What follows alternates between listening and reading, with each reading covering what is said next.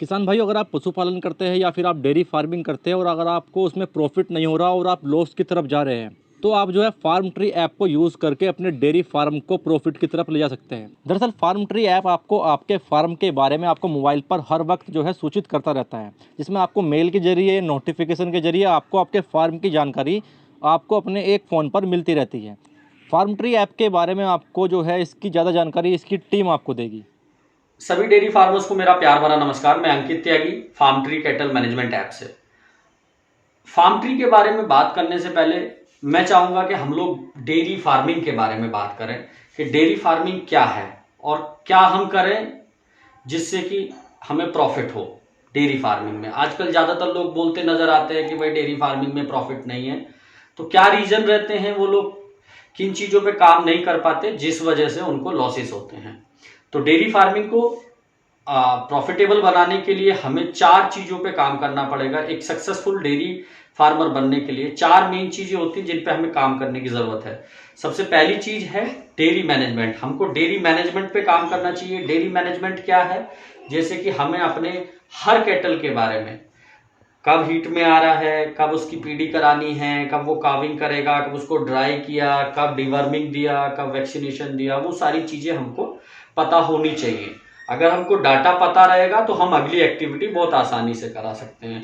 होता क्या है डेयरी मैनेजमेंट के बारे में, मतलब जो मैं आपको बताना चाह रहा हूं उसमें यह है कि अगर एक पशु की एक हीट मिस हो जाती है तो फार्मर को 4 से 5 हजार रुपए का नुकसान हो जाता है, पर वो दिखता नहीं है फार्मर को, पर एटलीस्ट बाद में जाके वो एक बड़ा लॉस बन जाता है। ठीक है, तो डेयरी मैनेजमेंट पहला पॉइंट है कि डेयरी मैनेजमेंट पे काम करना चाहिए। दूसरा चीज है आपको ब्रीडिंग पे काम करना चाहिए। ब्रीडिंग क्या है कि आप अच्छे सीमन यूज करें, उनसे अच्छी बछड़ियां पैदा करें और अपनी बछड़ियों को तैयार करें अपनी डेयरी फार्म पे, उससे आपको प्रॉफिट होगा। तीसरी चीज आती है न्यूट्रिशन वैल्यू। आप एक अच्छी न्यूट्रिशन वैल्यू पशु को दें, अच्छी डाइट दें पशु को। अच्छी डाइट देंगे तो वो प्रॉपर हीट में आएगा, उसका स्वास्थ्य अच्छा रहेगा और वो आपको ज्यादा लंबे समय तक दूध देगा और रिपीट ब्रीडिंग से आप बचेंगे। चौथी चीज आती है काउ कंफर्ट। हमें अपने काउ का कंफर्ट जोन भी देखना पड़ेगा। जैसे अभी हम गर्मी है, हम गर्मी में अपना कंफर्ट जोन ढूंढते हैं, एसी, पंखा। सेम चीज पशु के साथ में है। गर्मी पशु को भी लगती है, ठंडी भी लगती है, तो उसका काउ कंफर्ट एक होता है, वो मेंटेन रहना चाहिए। कच्चा भी रहना चाहिए, उसके नीचे पक्का भी हो, उसका बेड अच्छा हो, ये सारी चीजें जरूरी हैं। अब हम बात करते हैं फार्म ट्री के बारे में कि फार्म ट्री क्या है। फार्म ट्री एक ऐप है जो कि आपको एक प्रॉपर डेयरी मैनेजमेंट देती है। डेयरी मैनेजमेंट, जब आप फार्म ट्री को ओपन करते हैं तो फार्म ट्री में सबसे ऊपर एक ऑप्शन आता है डैशबोर्ड। डैशबोर्ड, सबसे पहले डैशबोर्ड क्या है वो समझना जरूरी है।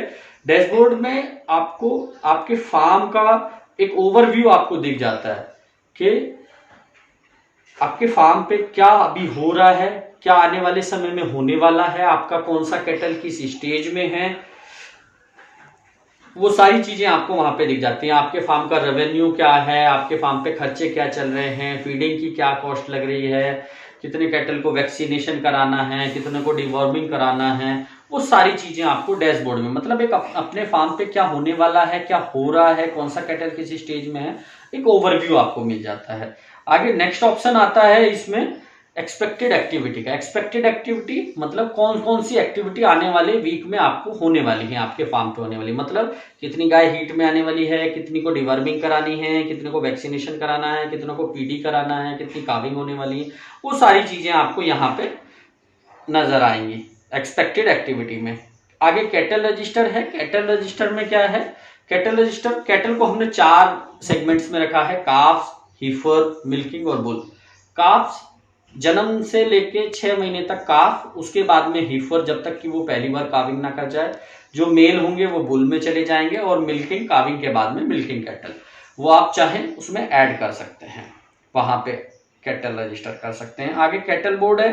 कैटल बोर्ड क्या है, आपने जितने भी कैटल रजिस्टर किए हैं, मानो आप फार्म ट्री पिछले 2 साल से यूज कर रहे हैं, तो 2 लैक्टेशन का आपने इसमें डाटा, 2 लैक्टेशन का डाटा इसमें हो गया, तो वो दोनों लैक्टेशन का डाटा आप उसकी हिस्ट्री टोटल देख पाएंगे कि पिछले लैक्टेशन में तुमने कितना मिल्क दिया था, कब हीट में आई थी, इस लैक्टेशन में कब हीट में आई है, कितनी बार रिपीट हुई है, कौन सा सीमन लगाया है, कौन से डॉक्टर से आई कराई है, वो सारी चीज़ें आप इसमें देख पाएंगे।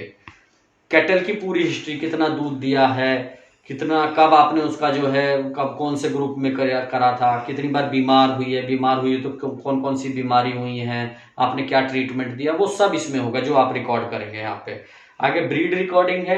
जनरली आप आपका जो आपके फार्म पे एक्टिविटीज होंगी ब्रीडिंग से रिलेटेड, वो आप रिकॉर्ड यहाँ से कर सकते हैं ब्रीड रिकॉर्डिंग में जाएंगे आप, हीट, इंसेमिनेशन, आपका पीडी, आपका ड्राई करना या फिर आपकी काविंग, वो सब आप यहाँ से रजिस्टर कर सकते हैं। आगे मिल्क रिकॉर्डिंग है। मिल्क रिकॉर्डिंग आप फार्म ट्री में 2 तरीके से कर सकते हैं। कैटल का डे वाइज आप कर सकते हैं या पूरे फार्म का आप डे वाइज कर सकते हैं, दोनों तरीके का है। अगर आप कैटल का मेजर करते हैं कैटल वाइज तो आप वहां पे वो भी डाल सकते हैं, और अगर पूरे डे का एक साथ करते हैं तो वो भी आप डाल सकते हैं। आगे है फीड इन्वेंट्री और फीडिंग, ये 2 ऑप्शन है फीडिंग से रिलेटेड। सबसे पहले क्या है, फीड इन्वेंट्री में जाना है। फीड इन्वेंट्री में जाने के बाद में अपने फीड को वहां पे स्टॉक दिखाना है, फीड को रजिस्टर करना है। उसके बाद में वो फीड को आप अपने ग्रुप्स पे डाइट सेट करनी है। वो सारे ऑप्शंस इसमें मिलेंगे कि कौन से ग्रुप पे क्या डाइट चलानी है, मिल्किंग वाले पे क्या डाइट रखनी है, और जो आपका ड्राई वाला है उस पे रखनी है क्या, और हीफर्स पे क्या रखना है। तो अलग अलग ग्रुप्स में भी आप इसमें डिवाइड कर सकते हैं अपने कैटल्स को, और वो ग्रुप्स पे डाइट भी सेट कर सकते हैं। आगे हाउसिंग है। हाउसिंग में आप जाएंगे तो हाउसिंग में जाके आप जो है वहां पे अपने ग्रुप्स पे डाइट सेट कर सकते हैं। कैटल को मूव करना है एक ग्रुप से दूसरे ग्रुप में, तो मूव कैटल में जाके वहां से कर सकते हैं। फीडिंग में आपको जो है आपके टोटल हिस्ट्री, टोटल फीडिंग का डाटा दिख जाएगा कि आपकी आज की डेट में क्या फीडिंग चल रही है। अपने फैट एसएनएफ आप इसमें डाल सकते हैं, आज का फैट एसएनएफ क्या है, कल का क्या था। आगे इसमें अपने सेल्स, एक्सपेंसेस मतलब लेबर है, लेबर को सैलरी दी या लाइट बिल दिया, वाटर बिल दिया, सेल हुआ, डेली का सेल आप डाल सकते हैं। उसमें डेली का सेल आप डालेंगे तो आपका जो है रेवेन्यू प्रॉपर निकल के आएगा। मेन चीज इसमें आप जो है यूजर बना सकते हैं। आपने आजकल क्या है, जो बड़े डेयरी फार्मर हैं वो डेली अपने फार्म पे नहीं जा सकते अपने दूसरे कामों की वजह से, तो वो होता क्या है, वहां पे वर्कर रहते हैं। तो वर्करों को क्या है, आप अपने ऐप से अपने हिसाब से एक्सेस उनको दे सकते हैं और उनको ऑपरेट यहाँ से आप कर सकते हैं। आप उनको मानो को आपको कोई वैक्सीनेशन का जो है आपको नोटिफिकेशन आया है तो आप उनको बोल सकते हैं कि भाई ये ग्रुप में वैक्सीनेशन कराना है, तो 10 यूजर तक आप इसमें बना सकते हैं और उनको अपने हिसाब से एक्सेस दे सकते हैं ऐप का।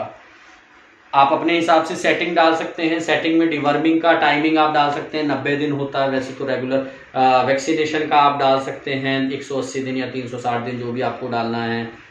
हीट का एसएमएस कौन से नंबर पे चाहिए वो भी सेटिंग्स में जाके आप कर सकते हैं।